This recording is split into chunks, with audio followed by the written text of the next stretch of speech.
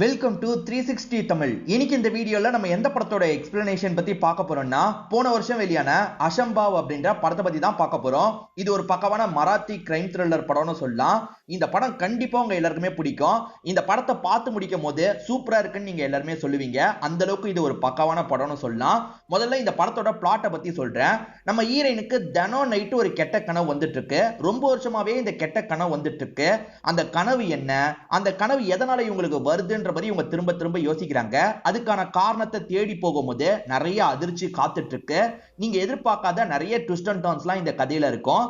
மேற்கொண்டு பேசி time waste பண்ணாம நம்ம நேரடியா படத்தோட ஃபுல் எக்ஸ்பிளனேஷனுக்குள்ள போயிடலாம். படத்தோட ஸ்டார்டிங் சீனே நம்ம ஹீரோயினை காட்டுறாங்க. இவங்க பேரு மான்சி அப்படின்றது. இந்த மான்சி வீட்டுல படுத்துட்டு இருக்கும் போது இவங்க கனவுல ஒரு விஷயம் வருது. அது என்னன்னா, அரண்மனை மாதிரி ஒரு வீடு இருக்கு. அந்த வீட்டுல ஒரு லேடி படுத்து தூங்கிட்டு இருக்காங்க. அந்த லேடியை யாரோ கத்தி வச்சு குத்தி சாவடிக்கிறாங்க. யாரு சாவடிக்கிறாங்கன்னு தெரியல. இந்த கனவு திரும்ப திரும்ப மான்சிக்கு வந்துகிட்டே இருக்கும் போல. இப்ப கனவு வந்ததுனால மான்சியும் சட்டுன்னு தூக்கத்துல இருந்து முழிக்கிறாங்க. இங்கதான் இந்த படத்தோட டைட்டில போடுறாங்க. இப்ப அப்படியே கட் பண்ணி ஆதித்யான்னு ஒருத்தரை காட்டுறாங்க. இவரை பொறுத்த வரைக்கும் ஒரு பெரிய கம்பெனியை ரன் பண்ணிட்டு இருக்காரு. ஆர்கிடெக்ட் கம்பெனின்னு சொல்லுவாங்கல்ல, அந்த மாதிரி ஒரு கம்பெனியை தான் இவர் ரன் பண்ணிட்டு இருக்காரு. ப்ராஜெக்ட் விஷயமா ஒருத்தங்க எக்ஸ்பிளைன் பண்றதுக்கு வரணும். ஆனா இன்னும் வராம இருக்காங்க. கொஞ்சம் லேட்டா தான் வராங்க. வரது யாருன்னு பார்த்தா கொஞ்ச நேரத்துக்கு முன்னாடி மானசின்னு ஒருத்தங்களை காமிச்சாங்கல்ல, அவங்க தான் வந்திருக்காங்க. இப்போ அவங்களுமே ப்ராஜெக்டை எப்படி பண்ணலான்றதை எக்ஸ்பிளைன் பண்றாங்க. ரொம்பவே சூப்பரா எக்ஸ்பிளைன் பண்றாங்க. இதெல்லாம் கேட்கிற ஆதித்யாக்கு பிடிச்சிருக்கு. எனக்கு உங்களோட ஐடியா பிடிச்சிருக்கு, நீங்களே இந்த ப்ராஜெக்டை பண்ணுங்க, அடுத்த ஒரு வருஷத்துக்குள்ள முடிக்கணும்ன்ற மாதிரி சொல்லிட்டாரு. சரி சார் பண்ணிடலாம் அப்படின்ற மாதிரி இவங்க சொல்றாங்க. இவங்க பேசுற விதம், பழகுற விதம்லாம் இவருக்கு ரொம்பவே பிடிக்க ஆரம்பிச்சிருது. இப்ப ரெண்டு பேருமே சேர்ந்து வேலை பார்க்கறாங்க. அப்படி வேலை பார்க்கறதுனால கொஞ்சம் கொஞ்சமா இவங்க ரெண்டு பேர் க்ளோஸ் ஆயிட்டு இருக்காங்க. அடிக்கடி மீட் பண்ணிலாம் பேசிட்டு இருக்காங்க.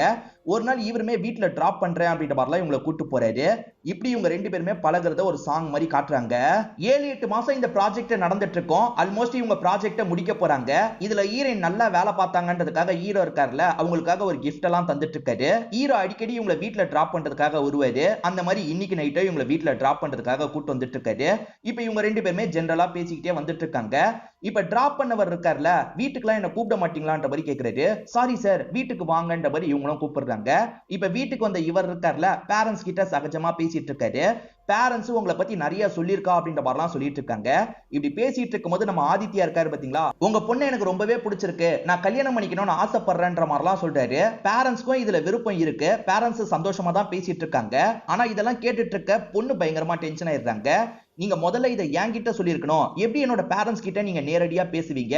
எனக்கு உங்க மேல எந்த ஒரு லவ்வும் இல்ல, முதல்ல இங்க இருந்து கிளம்புங்கன்ற மாதிரிலாம் சொல்லிட்டாங்க. பேரண்ட்ஸும் அமைதியாருன்னு பொண்ணை கண்ட்ரோல் பண்றதுக்கு ட்ரை பண்றாங்க. அதை மீறியே இவங்க கோவப்படுறாங்க.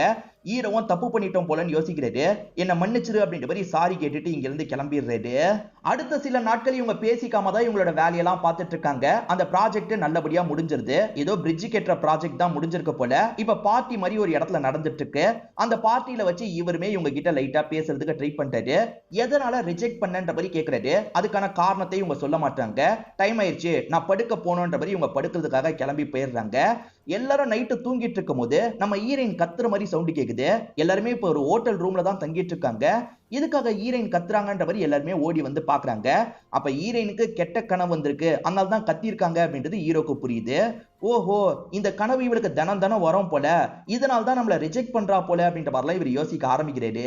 இப்ப மறுநாள் காலையில ஹீரோயின் கிட்ட பேசுறதுக்காக வந்துடுறாரு. இந்த கனவு வரதான் பிரச்சனையான்ற மாதிரி கேக்குறாரு. ஆமா, இதுதான் பிரச்சனைன்ற மாதிரி சொல்றாங்க. ஆக்சுவலா இவங்க சின்ன பொண்ணா இருக்கும் போதுல இருந்தே இந்த கனவு இவங்களுக்கு வரும் போல. அதுவும் தினம் தினம் இந்த கனவு வரும் போல. அதனால தான் மோஸ்ட்லி நான் வெளியே எங்கேயுமே தங்க மாட்டேன். ஏன்னா தினமும் இந்த கனவு வந்து நான் பயத்துல கத்துவேன் அப்படின்ற மாதிரிலாம் இவங்க சொல்லிட்டு இருக்காங்க. இதுக்காக என்னை விட்டு விலகி போலான்னு நினைக்கிறியா? என்ன உனக்கு பிடிக்க தானே செய்யும், தயவு செஞ்சு என்னோட லவ்வை ஏத்துக்கோன்ற மாதிரிலாம் சொல்லிட்டாரு. இல்ல, எனக்கும் உங்களுக்கும் செட் ஆகாது, என்ன நீங்க வச்சு மெயின்டைன் பண்றது கஷ்டமா இருக்கும், புரிஞ்சுக்கோங்கன்ற மாதிரிலாம் சொல்லிட்டாங்க. எவ்வளவு கஷ்டமா இருந்தாலும் சரி, தயவு செஞ்சு என்ன நீ ஏத்துக்கோ, நான் உன் கூட தான் வாழணும்னு ஆசைப்படுறேன்ற மாதிரிலாம் சொல்லிட்டாரு. இவர் இவ்வளவு பேசுறதுனால இவங்களுமே ஒரு ஸ்டேஜ்ல ஏத்துக்கிறாங்க. ரெண்டு பேருமே சந்தோஷமா இந்த இடத்துல கட்டிலாம் புடிச்சிட்டு இருக்காங்க. இவங்க ரெண்டு பேருமே ஏதோ ஒரு வேலைக்காக தானே இங்க வந்தாங்க, திரும்பி ஊரை பார்த்து கிளம்பலாம் அப்படின்ற மாதிரி கிளம்பிட்டு இருக்காங்க. சீக்கிரமா ரெண்டு பேரோட வீட்லயும் பேசணும்ன்ற மாதிரி பேசிக்கிட்டே வந்துட்டு இருக்காங்க. அப்படி வந்துட்டு இருக்கும் போது ஹீரோயின் ஒரு வீட்டை பார்த்து பயங்கரமா ஷாக் ஆயிடுறாங்க. வண்டியை நிறுத்துங்க அப்படின்ற மாதிரி வேகமா அந்த வீட்டோட கதவை திறக்கிறாங்க. இவங்க கனவுல ஒரு மாளிகை வீடு வரும் பாத்தீங்களா, அந்த வீடு இங்கதான் இருக்குன்னு இவங்களுக்கு தெரிய வருது. இந்த வீடு இங்கதான் இருக்கான்ற மாதிரி இவங்களுமே செக் பண்றதுக்காக உள்ளலாம் ஓடி வந்துட்டு இருக்காங்க. இவங்க கனவுல எந்த இடம்லாம் வந்ததோ அதெல்லாம் அப்படியே இருக்கு. என் கனவுல இந்த வீடு தான் வந்தது அப்படின்ற மாதிரிலாம் ஹீரோ கிட்ட சொல்லிட்டு இருக்காங்க. இப்ப மேற்கொண்டு ஒவ்வொரு இடமா பார்த்துட்டு இருக்காங்க. அங்க இருக்க ஓனரும் என்னாச்சு ஏதாச்சுன்னு பாக்குறதுக்காக வராரு. அந்த இடத்த பார்க்கும்போது இவங்களுக்கு பழைய ஞாபகம்லாம் வருது. அதாவது கனவுல வரோம் பாத்தீங்களா, அதெல்லாம் இவங்களுக்கு ஞாபகம் வருது. கனவுல ஒரு கட்டில் கிட்ட தானே கொலை நடந்தது, அந்த கட்டில பாக்குறதுக்காக வராங்க. இங்கதான் அது நடந்தது, இங்கதான் அது நடந்தது அப்படின்ற மாதிரிலாம் சொல்றாங்க. ஒரு ஸ்டேஜ்ல மயக்கம் போட்டு பொத்துன்னு கீழே விழுந்துடுறாங்க. இப்ப ஓனருமே என்னாச்சு ஏதாச்சுன்ற மாதிரிலாம் இந்த இடத்துக்கு வராரு. அந்த ஓனரை பொறுத்த வரைக்கும் ஒரு சிங்க தான் இருப்பாரு. என்னாச்சு உங்களோட ஒய்ஃபான்ற மாதிரிலாம் கேக்குறாரு. சார் ஒய்ஃப்லாம் இல்ல, என்னோட லவ்வர் தான், என்ன ப்ராப்ளம்னு தெரியல, நான் வரேன்ற மாதிரி பேசிட்டு இங்க இருந்து கிளம்ப ஆரம்பிக்கிறாரு. இப்ப நம்ம ஹீரோ இருக்கார்ல, இவரோட டாக்டர் ஃப்ரெண்ட் ஒருத்தருக்கு கால் பண்ணிட்டாரு. நான் டிக்கெட் போட்டுறேன், நாளைக்கே நீ கிளம்பி வான்னு சொல்லிட்டாரு. இந்த டாக்டர் ஃப்ரெண்டும் சரின்ற மாதிரிலாம் ஏத்துக்கிறாரு. இப்ப வீட்டுக்கு வந்தவர் என்ன பிரச்சனை அப்படின்ற மாதிரிலாம் கேக்குறாரு. இது வரைக்கும் நடந்தது பாத்தீங்களா, அது எல்லாத்த பத்தியும் இவங்க ரெண்டு பேருமே சொல்லிட்டு இருக்காங்க. இப்ப டாக்டர் ஃப்ரெண்ட் என்ன யோசிக்கிறாருன்னா, நானும் நேரடியா அந்த வீட்டை பார்க்கணும், சில விஷயங்களை அப்சர்வ் பண்ணணும் அப்படின்ற மாதிரி சொல்லிட்டாரு. சரி ஓகேன்ற மாதிரி ஹீரோ இருக்கார்ல, அந்த ஃப்ரெண்டை கூட்டிட்டு வந்துடுறாரு. அங்க இருக்க சிங்கு கிட்ட இவங்க பேச ஆரம்பிக்கிறாங்க. சிங்கு கிட்ட இந்த வீடை நீங்க எப்ப வாங்குனீங்கன்ற மாதிரிலாம் கேக்குறாங்க. 1999ல வாங்கினன்ற மாதிரிலாம் சொல்றாரு. என் ஃப்ரெண்ட் இந்த வீடை சுத்தி பார்க்கணும்னு ஆசைப்படுறாரு, நீங்க பர்மிஷன் தரணும்ன்ற மாதிரிலாம் ஆதித்யா கேக்குறாரு. இதுல என்ன இருக்கு, தாராளமா சுத்தி பார்த்துக்கோங்கன்ற மாதிரி அந்த சிங்கு சொல்றாரு. இதனால டாக்டர் ஃப்ரெண்ட் இருக்கார்ல, ஒவ்வொரு இடமா சுத்தி பார்த்துட்டு இருக்காரு. அவங்க கிட்ட பேசும்போது அவங்க கனவுல இதெல்லாம் பார்த்தேன்னு சொல்லியிருப்பாங்க, அதெல்லாம் இங்க இருக்கான்ற மாதிரி செக் பண்ணிட்டாரு.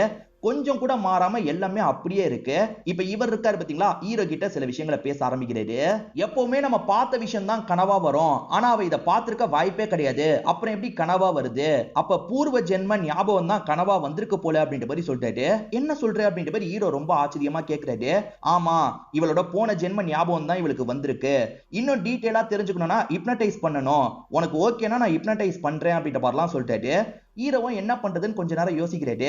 இந்த கனவு வராம தடுக்கிறதுக்கு ஏதாவது வழி இருக்கான்ற மாதிரி ஹீரோ கேக்குறாரு. அதுக்கு இந்த டாக்டர் இருக்கார்ல, அந்த கனவுக்கு பின்னாடி இருக்க காரணத்தை கண்டுபிடிக்கணும், அந்த கனவுல ஒரு கொலை நடந்திருக்குல்ல, அந்த குற்றவாளி யாருன்றதை கண்டுபிடிச்சா கனவு வராம இருக்கும்னு சொல்றாரு. அப்ப நம்ம ஹிப்னடைஸ் பண்ணி பார்க்கலான்ற மாதிரி ஹீரோவும் ஹீரோயினும் ஏத்துக்கிறாங்க. இவங்க வீட்டுல வச்சே பண்ணலான்ற மாதிரி இவங்க வீட்டுல வச்சுதான் ஹிப்னடைஸ் ப்ராசஸ்லாம் நடந்துட்டு இருக்கு. கண்ணை மூடுங்க, இந்த மாதிரி யோசிச்சு பாருங்க அப்படின்ற மாதிரிலாம் டாக்டர் சொல்லிட்டு இருக்காரு. இவர் சொல்ல சொல்ல அதே மாதிரி இவங்க பண்ணிட்டு இருக்காங்க.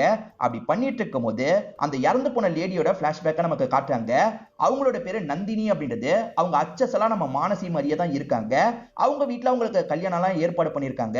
ரகுன்னு ஒருத்தரை தான் மாப்பிள்ளையா ஏற்பாடு பண்ணிருக்காங்க. அவர் அச்சஸெல்லாம் ஹீரோ மாதிரியே இருக்காரு. அதாவது இவங்க ரெண்டு பேர் தான் போன ஜென்மத்துல கல்யாணம் பண்ணிருக்காங்க போல. ரகுவை பொறுத்த வரைக்கும் ஒரு லேடிக்கு கீழே அக்கௌண்டன்ட்டா வேலை பார்ப்பாரு. இப்ப கல்யாணம் முடிஞ்சதுனால ஒய்ஃபை கூட்டு போலான்ற மாதிரி அந்த இடத்துக்கு கூட்டிட்டு வந்துட்டு இருக்காரு. புதுசா கல்யாணம் ஆயிருக்குல, ரெண்டு பேருமே ஜாலியா ரொமான்ஸ் பண்ணிக்கிட்டே வந்துட்டு இருக்காங்க. இப்ப இவர் கல்யாண கோலத்துல வராரு பாத்தீங்களா, இத பாக்குற அந்த ஓனர் லேடி பயங்கரமா டென்ஷன் ஆயிடுறாங்க. அவங்களோட பேரு மாயா அப்படின்றது. மாயாவை என்ன இவர் கல்யாணம் பண்ணிட்டு வந்திருக்காருன்ற மாதிரிலாம் யோசிக்கிறாங்க. ரகுவும் நந்தினியும் உள்ள வரலாம்னு நினைக்கும் போது உள்ள வராதீங்க அப்படின்ற மாதிரி மாயா சொல்றாங்க. இவர் ஒன்னும் புரியாம பார்த்துட்டு இருக்காரு. உனக்கு கல்யாணம் ஆயிருக்கு, இத பத்தி ஒரு வார்த்தை கூட என்கிட்ட சொல்லல அப்படின்ற மாதிரி கோவப்படுறாங்க. சாரி மேடம், திடீர்னு முடிவாய் ஆயிருச்சு அப்படின்ற மாதிரிலாம் இவர் சொல்லிட்டாரு. என்னால இந்த விஷயத்தை ஏத்துக்க முடியாது, இதுக்கப்புறம் உனக்கு இந்த இடத்துல வேலை இல்ல, கிளம்பு அப்படின்ற மாதிரிலாம் கோவமா சொல்லிட்டு உள்ள போயிட்டு இருக்காங்க. இவருமே அடுத்து என்ன பண்றது, சரி இங்க இருந்து கிளம்பலாம் அப்படின்ற மாதிரிலாம் ஒய்ஃபு கிட்ட பேசிட்டு இருக்காரு. அப்படி பேசிட்டு இருக்கும் போது போனவங்க இருக்காங்கல்ல, திரும்பி வந்துடுறாங்க. வந்தவங்க என்ன சொல்றாங்கன்னா, என் கோவத்தெல்லாம் தள்ளி வச்சிட்டேன், நான் பண்ண வேண்டியதை பண்ணணும்ல, அதுக்காக தான் சில திங்ஸ் எல்லாம் கொண்டு வந்திருக்கேன்னு சொல்லிட்டாங்க. அதாவது புதுசா கல்யாணம் முடிஞ்சு வரவங்களை வரவேற்கிறதுக்காக சில விஷயங்களை பண்ணுவாங்கல்ல, அது எல்லாத்தையும் இந்த இடத்துல மாயா பண்ண ஆரம்பிக்கிறாங்க. நாங்க கூட ரொம்ப பயந்துட்டோம் அப்படின்ற மாதிரி அவங்க ரெண்டு பேர் சொல்லிட்டாங்க. சரி சரி, ரெண்டு பேருமே உள்ள வாங்க அப்படின்ற மாதிரிலாம் வெல்கம் பண்றாங்க. மாயாவோட ஹஸ்பண்ட் எப்பயோ இறந்து போயிருப்பாரு. மாயாவை பொறுத்த வரைக்கும் சந்தோஷ்னு ஒரு சின்ன பையன் இருக்கான். அந்த சின்ன பையன் ரகு கிட்ட க்ளோஸா எல்லாம் விளையாடிட்டு இருக்கான். இவங்களுக்குன்னு ஒரு ரூம் ஒதுக்கி இருப்பாங்கல்ல, அந்த ரூம்க்கு வந்த மாதிரி இவங்க ரெண்டு பேர் பேசிக்கிறாங்க. மாயா மேடம் அப்படி ரியாக்ட் பண்ணோன்னா நான் பயந்து போயிட்டேன் அப்படின்ற மாதிரிலாம் சொல்லிட்டு இருக்காரு. மாயா மேடத்தோட ஹஸ்பண்டுக்கு என்ன ஆச்சுன்ற மாதிரி நந்தினி கேக்குறாங்க. அதை பத்தி நான் கேட்டதில்ல, நீயும் அவங்க கிட்ட கேட்டுக்காத அப்படின்ற மாதிரி சொல்றாரு. சரி ஓகேன்ற மாதிரி அவங்க ஏத்துக்கிறாங்க. இப்பதானே கல்யாணம் இருக்கு, ரெண்டு பேருமே ஒண்ணு மண்ணாலாம் இருந்துட்டு இருக்காங்க. இதையும் ஒரு சாங் மாதிரி நமக்கு காமிக்கிறாங்க. இது எல்லாமே இவங்க மைண்டுக்குள்ள ஓடி இருக்கும். இது எல்லாத்தையும் வார்த்தையால இவங்க சொல்லவும் செஞ்சிருப்பாங்க. இப்ப முழிச்சவங்க நீயும் நானும் போன ஜென்மத்திலேயே ஜோடியா இருந்திருக்கோன்ற மாதிரி சொல்லிட்டாங்க. நீ சொன்ன எல்லாத்தையும் நானும் கேட்டேன் அப்படின்ற மாதிரி இவருமே சந்தோஷமா கட்டி பிடிக்கிறாரு. ஒரு வாட்டி ஹிப்னடைஸ் பண்ணதுலயே ஹீரோயின் கொஞ்சம் பெட்டரான மாதிரி தெரிஞ்சிருக்கும். அதனால இதுக்கப்புறம் ஹிப்னடைஸ்லாம் பண்ண வேணாம், அந்த குற்றவாளி யாரா இருந்தா நமக்கு என்ன, அதெல்லாம் விட்டுலாம் அப்படின்ற மாதிரி ஃப்ரெண்டு கிட்ட சொல்லிட்டாரு. ஃப்ரெண்டும் ஓகேன்ற மாதிரி ஏத்துக்கிறாரு. அன்னைக்கு நைட்டு ஒரு ஹோட்டல்ல தான் இவங்க தங்கிட்டு இருப்பாங்க. நைட்டு நேரம் நம்ம ஹீரோயின் இருக்காங்கல்ல, கனவு வந்து பயங்கரமா கத்திட்டு இருக்காங்க. சோ ஹீரோயினுக்கு அந்த கனவு போனோம்னா கண்டிப்பா அந்த குற்றவாளியை கண்டுபிடிக்கணும்ன்றத புரிஞ்சுக்கிறாங்க. நம்ம திரும்பி ட்ரை பண்ணி தான் ஆகணும்ன்ற மாதிரி ஹீரோ சொல்லிட்டாரு. ஃப்ரெண்ட் இருக்கார்ல அந்த வீட்ல ட்ரை பண்ணலாம்னு சொல்லிட்டாரு. அதாவது அந்த வீட்டுக்கே போலான்ற மாதிரி இவங்க எல்லாருமே கிளம்பி வந்துடுறாங்க. அந்த சிங்கு கிட்ட பர்மிஷன்லாம் வாங்கிடுறாங்க. அந்த சிங்குக்கு இவங்க என்ன பண்றாங்கன்னு புரிய மாட்டேங்குதுல, என்ன பிரச்சனைன்ற மாதிரி கேக்குறாரு. அதெல்லாம் ஒண்ணும் இல்ல, சின்ன சைக்காலஜிக்கல் ப்ராப்ளம் தான், நாங்க பாத்துக்கிறோம் அப்படின்ற மாதிரிலாம் ஹீரோ சொல்லிட்டாரு. இப்ப பெட்ல படுக்க வச்சிடுறாங்க. இப்ப ஹிப்னடைஸ் பண்ணி கொண்டு போலான்ற மாதிரி இந்த டாக்டருமே பேச ஆரம்பிக்கிறாரு.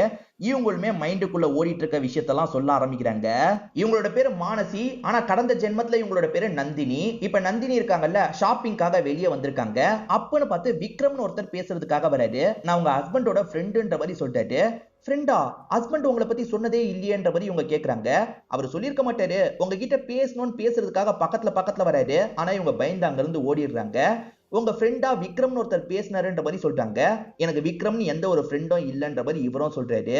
மாயாவை பொறுத்த வரைக்கும் பக்கத்து ஊர்ல ஒரு வேலை இருக்கு, ரகுவையும் கூட்டு போற மாதிரி தான் பிளான் இருக்கும். இப்ப ரகுவோ நான் போயிட்டு சீக்கிரமா வந்துடுறேன்னு சொல்லிட்டாரு. இவங்களுமே உங்களை நான் ரொம்ப மிஸ் பண்ணுவேன்ற மாதிரி சொல்றாங்க. எவ்வளவு சீக்கிரம் வர முடியுமோ அவ்வளவு சீக்கிரமா வரேன்ற மாதிரி இவரும் ஒய்ஃபை சமாதானப்படுத்திட்டு இந்த இடத்தை விட்டு கிளம்ப ஆரம்பிக்கிறாரு. இப்ப இவங்க மட்டும் வீட்டுல இருக்கும்போது அந்த விக்ரம் திரும்பி பேசுறதுக்காக வந்துடுறாரு. விக்ரம் என்ன சொல்றாருன்னா, மாயா அவ்வளவு நல்லவங்க கிடையாது, ரொம்ப மோசமானவங்க, என்ன இவ்வளவு நாள் யூஸ் பண்ணிக்கிட்டாங்க, உங்க புருஷன் வந்தோன்னே என்ன கழட்டி விட்டுட்டாங்க அப்படின்ற மாதிரி சொல்லிட்டாரு. அது என்னன்னா, இதுக்கு முன்னாடி அக்கௌண்டன்ட்டா இவரை தான் வச்சிருப்பாங்க. அக்கௌண்டன்ட்டா மட்டும் இல்ல, பாலியல் தேவைக்கு யூஸ் பண்றவராகவும் வச்சிருப்பாங்க. இப்போ புதுசா உங்க ஹஸ்பண்ட பார்த்தோன்னா என்ன கழட்டி விட்டுட்டாரு, உங்க ஹஸ்பண்டும் உங்களை கழட்டி விட வாய்ப்பு இருக்கு. நீங்க வேணா பாருங்க, இன்னைக்கு அவங்க நைட்டு வரமாட்டாங்க, நைட்டு ஹோட்டல்ல ஸ்டே பண்றேன்னு சொல்லுவாங்க, அங்க வச்சு ஒண்ணு மண்ணா இருப்பாங்க. ஏன்னா மாயா என்கிட்டயும் அதுதான் பண்ணாங்கன்ற மாதிரிலாம் இவர் சொல்லிட்டாரு. இதை கேட்கறவங்க என் ஹஸ்பண்ட் அப்படிலாம் பண்ண மாட்டாரு அப்படின்ற மாதிரி சொல்லிட்டாங்க. எல்லாம் முடிஞ்சதுக்கு அப்புறம் ஃபீல் பண்ணாதீங்க, அதுக்கு முன்னாடி சுதாரிச்சு நடந்துக்கோங்க அப்படின்ற மாதிரி இந்த விக்ரமும் பேசிட்டு போயிடுறாரு. இப்ப இவங்களோட மைண்டுக்குள்ள அதுவே தான் ஓடிட்டு இருக்கு. ஹஸ்பண்ட் இன்னும் வராம இருக்காருல, அப்பதான் போன் கால் வருது. ஹஸ்பண்ட் இருக்காருல, வேலை முடியல, அதனால ஒரு ஹோட்டல்ல தான் நாங்க 2 பேர் ஸ்டே பண்ண போறோம் அப்படின்ற மாதிரி சொல்லிட்டாரு. என்ன விக்ரம் சொன்ன மாதிரியே நடக்குது அப்படின்ற மாதிரி இவங்களுமே இந்த இடத்துல யோசிக்க ஆரம்பிக்கிறாங்க. இப்ப ஹஸ்பண்ட் மேடம் பேசணுமா, இரு போனை தரேன்ற மாதிரி தந்துடுறாரு. இவங்களுக்கு மேடம் கிட்ட பேசுறதுல விருப்பம் இல்லைல்ல, அதனால சட்டுன்னு காலை கட் பண்ணிடுறாங்க. ஹஸ்பண்டும் அந்த மேடமும் ஒண்ணு மண்ணா இருப்பாங்களா அப்படின்ற மாதிரிலாம் யோசிக்க ஆரம்பிக்கிறாங்க. மறுநாள் காலையில 2 பேருமே சேர்ந்த மாதிரி வந்துடுறாங்க. இப்ப ஹஸ்பண்ட் கிட்ட இவங்க தனியா பேசணும்னு ஆசைப்படுறாங்க. ஆனா வந்த ஹஸ்பண்ட் கிட்ட சந்தோஷ் உடனே விளையாட ஆரம்பிச்சிடுறான். இவருமே அந்த சந்தோஷ் கூட ஜாலியா விளையாடிட்டு இருக்காரு. நம்ம கிட்ட கூட பேசாம அந்த பையன் கூட விளையாடுறாரு அப்படின்ற மாதிரி இவங்க கோவப்படுறாங்க. இப்ப இவங்கள பார்த்து பேசுறதுக்காக மாயா வந்துடுறாங்க. உனக்காக ஒரு பேக வாங்கினேன், இந்த வச்சுக்கோன்ற மாதிரி பேகெல்லாம் தராங்க. ஆனா இவங்க இப்ப மாயா மேல கோவத்துல இருக்காங்கல்ல, அதனால நடந்துகிட்டே அந்த பேக தூக்கி போட்டுட்டு போறாங்க. எப்பவுமே எல்லாருமே சேர்ந்து தான் சாப்பிடுவாங்க. நந்தினி கோவப்பட்டுக்கிட்டே இருக்காங்க. ரகுவன் என்னாச்சுன்ற மாதிரி கேக்குறாரு. நம்ம இதுக்கப்புறம் இந்த வீட்டுல இருக்க வேணாம், வேற வீட பாருங்கன்ற மாதிரி சொல்றாங்க. ஏன் என்னாச்சுன்னு மாயா கேக்குறாங்க. அதுக்கு நந்தினி எந்த ஒரு பதிலும் சொல்லாம ரூம்க்கு வந்துடுறாங்க. என்னாச்சு அப்படின்ற மாதிரி ஹஸ்பண்ட் கேக்குறாரு. என்னாச்சு ஏதாச்சுன்னு கேட்காதீங்க, இந்த வீடை காலி பண்ணும் அப்படின்ற மாதிரிலாம் இவங்க சொல்றாங்க. பேசிட்டு இருக்கும்போது ஹஸ்பண்ட் திடீர்னு காணாம போயிடுறாரு. அதுக்குள்ள எங்க போனாரு செக் பண்ணும் அப்படின்ற மாதிரி இவங்க செக் பண்றதுக்காக கீழே வந்துட்டு இருக்காங்க. அப்படி வந்து பார்க்கும்போது அவங்க 2 பேரும் ரொம்ப நெருக்கமா கிஸ் பண்ற மாதிரிலாம் பண்ணிட்டு இருக்காங்க. என்ன நம்ம இருக்கும் போதே கிஸ் பண்றாங்கன்ற மாதிரி இவங்க ஷாக் ஆகுறாங்க. ஆனா அவங்க இருக்காங்கல்ல, நாங்க கிஸ்லாம் பண்ணலன்ற மாதிரி சொல்லிட்டாங்க. ஆனா ஒய்ஃப்க்கு இவங்க கிஸ் பண்ணாங்கன்னு டவுட் வருது.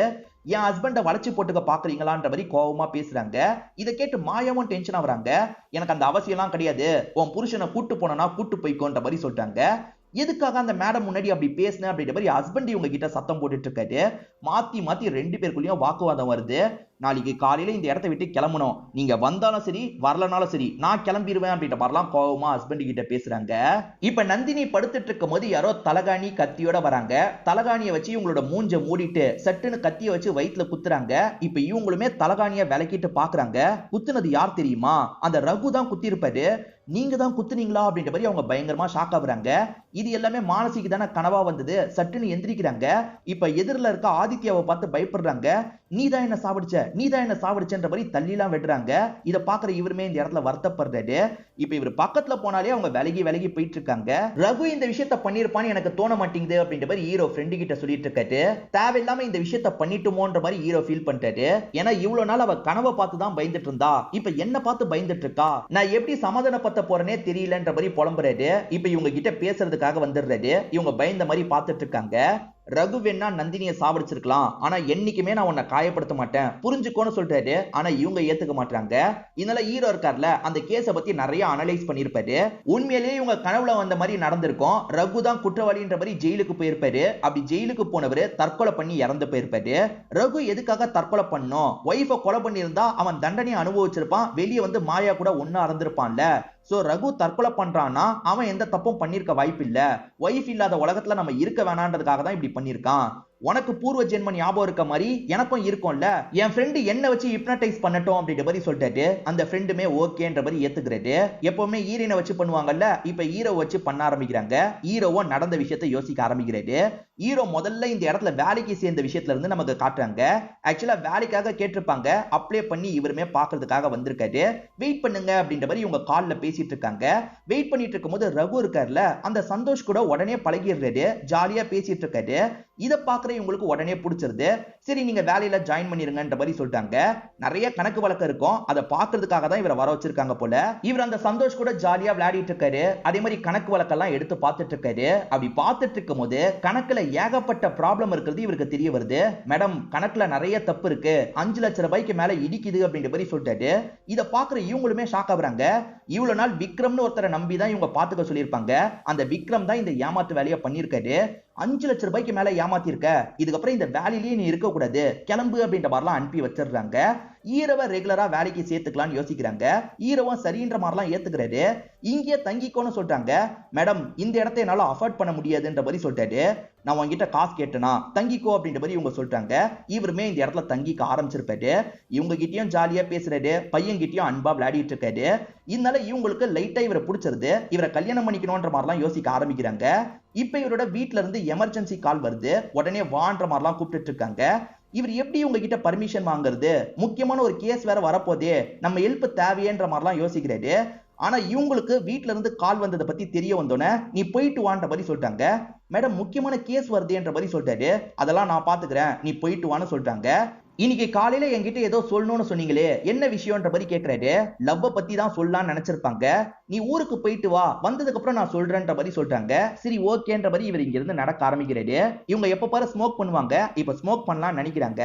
அதை கவனிச்ச ரகு இருக்கார்ல, வேகமா இவங்க பக்கத்துல வந்து அந்த ஸ்மோக்கை எடுத்துடுறாரு. மேடம் ஸ்மோக்கிங் பண்ணாதீங்க மேடம், இன்ஜூரியஸ் டு ஹெல்த் அப்படின்ற மாதிரி கீழே போட்டுறாரு. ரகுவோட அப்பா முடியாம இருந்திருப்பாரு, அதனால தான் ரகுவை வர வச்சிருக்காங்க போல. இப்ப சாவர தருவாயில அப்பா இருக்காருல, இந்த பொண்ணை கல்யாணம் பண்ணிக்கோன்ற மாதிரி ஒரு பொண்ணை பார்த்து வச்சிருக்காரு. இவருமே அப்பாவோட ஆசைக்காக கல்யாணம் பண்ணிக்கலாம் நினைக்கிறாரு. ஏன்னா இவரை பொறுத்த வரைக்கும் மாயா மேல எந்த ஒரு ஃபீலிங்கும் இல்லாம தான் இருந்திருக்கும். இவரும் ஓகே சொல்லிடுறாரு. அந்த பொண்ணு தான் நந்தினியா இருப்பாங்க. இதனால தான் நந்தினியை கல்யாணம் பண்ணி அந்த இடத்துக்கு வந்திருப்பாரு. என்ன திடீர்னு கல்யாணம் பண்ணிட்டு வந்து நிக்கிறாரு அப்படின்ற மாதிரி தான் இந்த மாயா டென்ஷன் ஆயிருப்பாங்க. அதுக்கப்புறம் டென்ஷன் ஆகி என்ன ஆக போகுது, நம்ம வெல்கம் பண்ணலான்னு வெல்கம் பண்ணிருப்பாங்க. மாயாவை பொறுத்த வரைக்கும் விக்ரம் சொன்ன மாதிரி தப்பானவங்க எல்லாம் கிடையாது. அன்னைக்கு வேலை கொஞ்சம் லேட் ஆயிருக்கும், அதனால தான் 2 பேருமே ஹோட்டல் ரூம்ல தங்கி இருப்பாங்க. ஆனா நந்தினியை பொறுத்த வரைக்கும் விக்ரம் சொன்னதை யோசிச்சதுனால தான் இவங்க 2 பேரை தப்பான புரிதல்ல பார்த்திருப்பாங்க. காலையில ஊருக்கு வந்த ரகு முதல்ல ஒய்ஃப் கிட்ட பேசணும்னு நினைச்சிருப்பாரு. ஆனா அந்த சந்தோஷன்ற பையன் விளையாடணும்னு அடம் பிடிச்சிட்டு இருக்கான். கொஞ்ச நேரத்துல பேசிட்டு வந்துடுறேன்னு சொல்றாரு. ஆனா அந்த பையன் கேட்க மாட்டான். அதனால தான் அந்த பையன் கூட இவர் விளையாடி இருப்பாரு. அன்னைக்கு நைட்டு தான் நந்தினி வேற வீடு பார்க்கணும் அப்படின்ற மாதிரி பிரச்சனை பண்ணிருப்பாங்க. ஆக்சுவலா ஒய்ஃப் கிட்ட பேசி புரிய வைக்க முடியலையேன்ற மாதிரி இவர் கொஞ்சம் அப்செட் ஆகி தான் அங்க இருந்து கிளம்பி இருப்பாரு. அப்படி கிளம்பி இவர் சோகமா இருக்கும் போது அந்த மாயாவும் கொஞ்சம் ட்ரிங்க் பண்ணு அப்படின்ற மாதிரி ட்ரிங்கை தான் ஊத்திட்டு இருந்திருப்பாங்க. அதுதான் வேற ஆங்கிள் இருந்து பார்க்கும்போது கிஸ் பண்ற மாதிரி தெரிஞ்சிருக்கும். இதனாலயும் நந்தினி கோவப்பட்டு சண்டைலாம் போட்டிருப்பாங்க. அந்த மாயாவை அசிங்கமாலாம் திட்டிருப்பாங்க. அதனால இவரும் ஒய்ஃப் கிட்ட சண்டை போட்டிருப்பாரு. கொஞ்சம் அப்செட் ஆன மாதிரி இவர் பால்கனில நின்னுட்டு இருப்பாரு. அப்பன்னு பார்த்து ஒய்ஃப் கத்துற மாதிரி சவுண்ட் கேக்குது. ஏதோ ஒய்ஃபுக்கு ஆயிடுச்சு போல அப்படின்ற மாதிரி இவருமே பாக்குறதுக்காக அந்த இடத்துக்கு வராரு. அப்ப யாரோ கத்தியால குத்தி இருப்பாங்க. அந்த கத்தியை இவர் எடுத்திருப்பாரு. பாக்குற ஒய்ஃபும் இவர் தான் குத்திட்டாரு போல அப்படின்ற மாதிரிலாம் ஷாக் ஆயிருப்பாங்க. இந்த சமயம் சவுண்ட் கேட்டு அந்த மாயா இந்த இடத்துக்கு வந்து பாக்குறாங்க. இவர் தான் கொலை பண்ணிட்டாரு போல அப்படின்ற மாதிரி மாயாவும் யோசிச்சிருப்பாங்க. கொஞ்ச நேரத்துல போலீஸுங்களாம் இந்த இடத்துக்கு வந்துடுறாங்க. இவர் தான் இப்படி பண்ணிட்டாரு போல அப்படின்ற மாதிரி மாயா ஸ்டேட்மெண்ட்லாம் கொடுக்குறாங்க. இந்த ஸ்டேட்மெண்ட்டை அடிப்படையா வச்சுதான் ரகுவை கூட்டு போயிருப்பாங்க. இப்ப முழிச்ச ரகு இருக்கார்ல, நான் இந்த விஷயத்த பண்ணல, இப்பயாவது புரிஞ்சுக்கோ அப்படின்ற மாதிரிலாம் இவங்களை கட்டி பிடிச்சு சந்தோஷப்படுறாரு.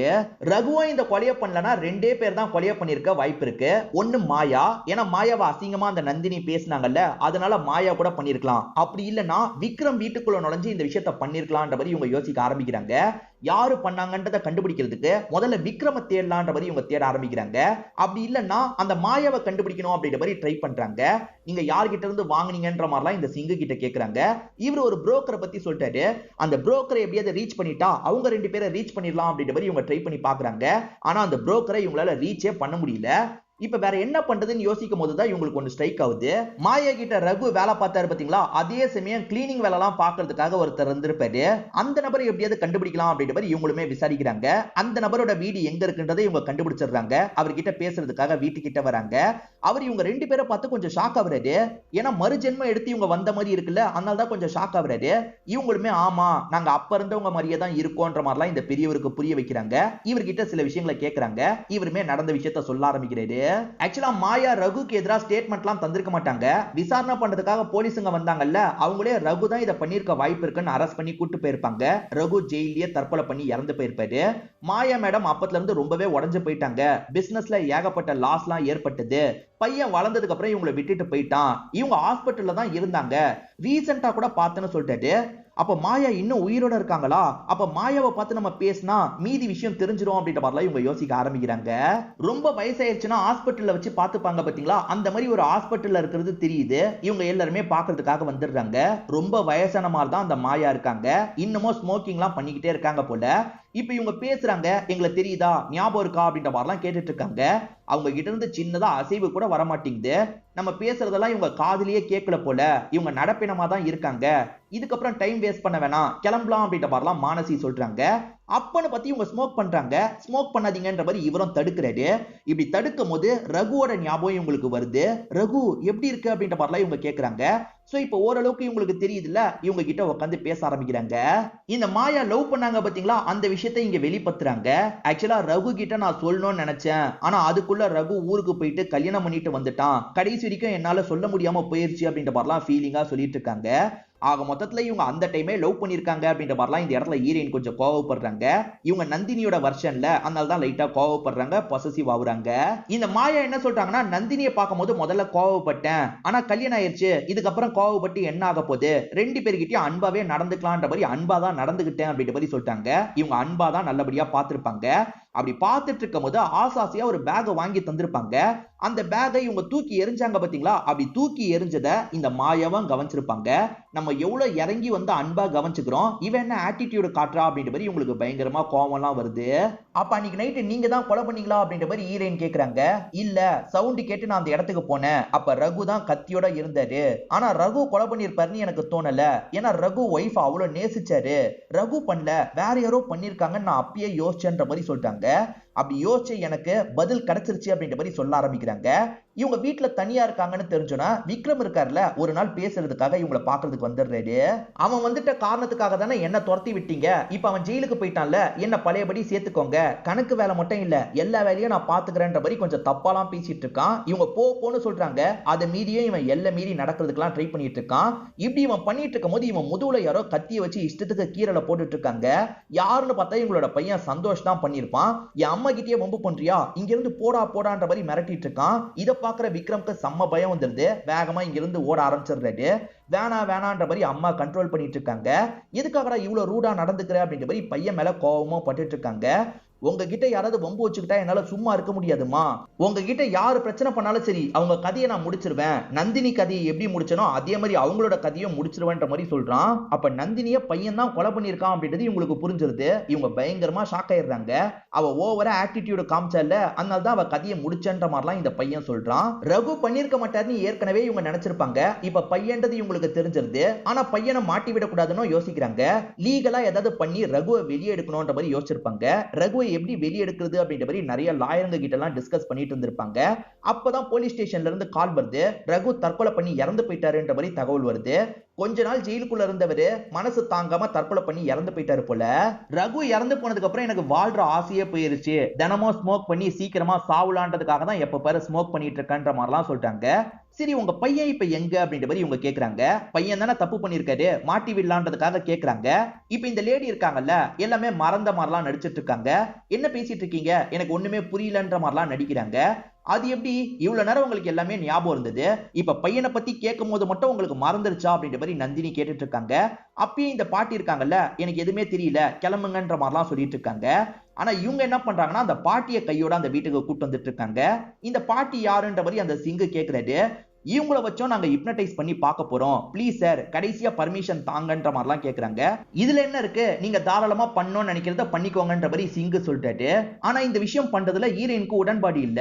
இவளை எதுக்காக ஹிப்னடைஸ் பண்ணி பழைய விஷயங்களை நம்ம தெரிஞ்சுக்கணும், ஏற்கனவே ரகுவை ஒன் சைடா லவ் பண்ணதை பத்தி சொல்லிட்டா, இப்ப ஹிப்னடைஸ் பண்ணும்போது நிறைய விஷயங்களை சொல்லுவா, அதை கேட்கிற எனக்கு பொசசிவா இருக்கும், என்னால ஏத்துக்க முடியாதுன்ற மாதிரி சொல்லிட்டாங்க.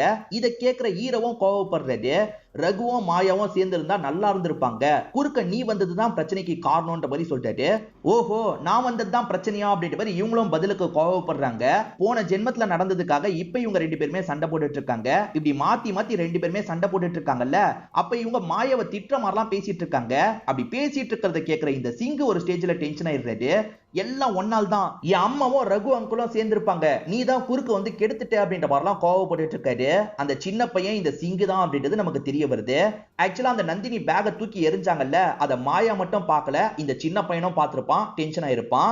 அடுத்தவங்க புருஷனை வளைச்சு போடுறதுக்கு பாக்குறியே, உனக்கு வெக்கமா இல்லையான்ற மாதிரி மாயாவை திட்டினாங்க பாத்தீங்களா, அது எல்லாத்தையுமே இந்த சின்ன பையன் சந்தோஷ் லாங்ல இருந்து கவனிச்சிருப்பான். இந்த நந்தினியை ஏதாவது பண்ணணும்னு யோசிச்சிருப்பான். அன்னைக்கு நைட்டு இவன் தான் வந்திருப்பான், தலகாணியை வச்சு கத்தியை வச்சு குத்திருப்பான். குத்துனவன் உடனே கிளம்பி இருப்பான். அதுக்கப்புறம் அந்த இடத்துக்கு ரகு வந்திருப்பாரு.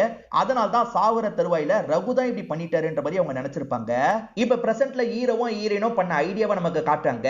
மாயா பையனை மாட்டி விடக்கூடாதுன்னு யோசிச்சிருப்பாங்க. ஆனா இவங்க இருக்காங்கல்ல, ரெஜிஸ்டர்லாம் செக் பண்ணிருப்பாங்க, யாரு கடைசியா வந்து பார்த்தான்றதை செக் பண்ணிருப்பாங்க. அது மூலியமா இந்த சிங்கு தான் வந்திருக்காருன்றது தெரிஞ்சிருக்கும். இந்த சிங்கை அவர் வாயாலேயே ஒத்துக்க வைக்கணும்ன்றதுக்காக தான் இவங்க இந்த விஷயத்தெல்லாம் பண்ணிருப்பாங்க. அதாவது வேணும்ட்டே மாத்தி மாத்தி சண்டை போட்டிருப்பாங்க. சண்டை போடும்போது மாயாவை தப்பு சொல்ற மாதிரிலாம் பேசியிருப்பாங்க. அப்படி சொன்னா அவர் கோவப்படுவார்னு தெரிஞ்சு பண்ணிருப்பாங்க. அவர் அதே மாதிரி கோவப்பட்டிருப்பாரு. இப்ப இவங்க ரெண்டு பேரையும் அட்டாக் பண்றதுக்காக வராரு. ஹீரோவும் தடுத்து சண்டை போட்டுட்டு இருக்காரு. அப்போ ஒரு ஸ்டேஜ்ல யாரோ கத்திய வச்சு வயித்துல குத்திடுறாங்க. குத்துனது யாருன்னு பாத்தீங்கன்னா மாயா தான். இப்ப இவருமே அம்மா எதுக்குமா இப்படி பண்ணீங்கன்ற மாதிரி கேக்குறாரு. நான் முன்னாடியே இந்த விஷயத்த பண்ணிருக்கணும், தப்பு பண்ணிட்டேன் அப்படின்ற மாதிரிலாம் இவங்க சொல்லிட்டு இருக்காங்க. இவங்களே பையனோட கதையை முடிச்சிடுறாங்க. அதே மாதிரி இவங்களும் இந்த இடத்துல இறந்து போயிடுறாங்க. சோ இது மூலியமா ஹீரோவும் ஹீரோயினும் சேர்ந்துடுறாங்க. ஹீரோயினுக்கு வந்துட்டு இருந்த கனவு இருக்கு பாத்தீங்களா, இப்ப வரது ஸ்டாப் ஆயிருது. இந்த வீட்லயே நம்ம வாழ்ந்தா என்னன்ற மாதிரி யோசிக்கிறாங்க. ரெண்டு பேருமே அந்த வீட்டுல வாழ்க்கைய ஆரம்பிச்சிருப்பாங்க. இந்த ஃப்ரெண்டா ஹெல்ப் பண்ணாரு பாத்தீங்களா, அவர் ஒரு புக்கை எழுதியிருக்காரு. இவங்க லைஃபை பேஸ் பண்ணி தான் இந்த புக்கையே எழுதியிருக்காரு. அந்த புக்கோட ஓப்பனிங் ஃபங்க்ஷன் தான் நடந்துட்டு இருக்கு. எல்லார்கிட்டயும் இந்த புக்கை பத்திலாம் ஷேர் பண்ணிட்டு இருக்காரு. அதே மாதிரி சம்பந்தப்பட்ட ஹீரோவையும் ஹீரோயினையும் இந்த இடத்துக்கு வர வைக்கிறாரு. இவங்க ரெண்டு பேரும் இப்ப கல்யாணம் பண்ணி சந்தோஷமா ஒரு வாழ்க்கையை வாழ்ந்துட்டு இருக்காங்கன்ற மாதிரி சொல்லிட்டாரு. இதோடைய ஹாப்பியா இந்த படத்தோட கதையை முடிச்சிடுறாங்க.